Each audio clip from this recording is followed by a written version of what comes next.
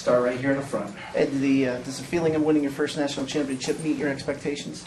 Yeah, it definitely does. You know, you go out there, it's an unbelievable feeling, especially when you're out there in the mat, you know, and you know you just had the title within your grasp. It's like, it's amazing. Ed, you were the third one to finish off the national title today. 3 undefeated wrestlers for your team now. What does that mean for you? Oh man, just telling me that we're doing the right things in the room. And you know, whatever that we're doing, I'm just going to try and keep the same routine because I really want the same results.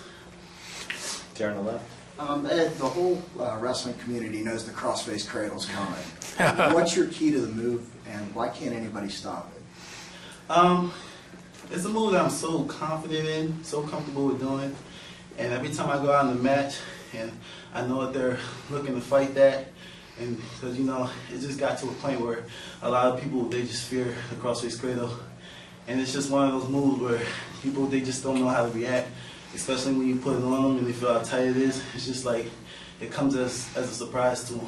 And it's just like, it's hard for them to, I don't know, defend against it. Start here in front. Yeah, last year you ran into this guy at the tournament and it didn't go the way you'd wanted. Was that something in your mind, and did you have a little bit of extra incentive to give your best just so people know where you are in relation to this opponent? Oh, definitely. You know, when I think about that last year, I think about this year, I'm like, wow, still, like we are two completely different wrestlers when I compare from last year to this year. And you know, that whole situation, I didn't really look at it too much. The only thing that made me look at it a lot was the fans, the people, what people were saying on the internet, you know, and it just gave me a big drive just to prove them wrong. Andy. Ed, talk about watching your two teammates, Frank and David, win, if you could, and what that did for your motivation. Watching them win the way that they did, you know, seeing how they put their blood, sweat, and tears into it, it's just like, really just get the momentum going, and it's just like, you can really just feed off the last guy who just wrestled before you, and you know, seeing David going out there and getting the tech, I just really fed off of that. It's just like, wow, he's going out there, he did a great job, and it's just, I wanted to emulate that.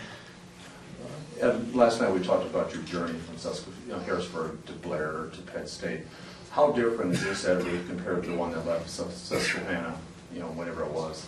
A lot different. I've learned a lot of different things along the way, and they all just create the wrestler that you see before you today. And you know, the journey, I was glad I took it and changed a thing. How much did Kel Sanderson, we talked a little bit last night of him allowing you to be yourself. If you didn't have Kel Sanderson as the head coach there, would you still have the success that you have now?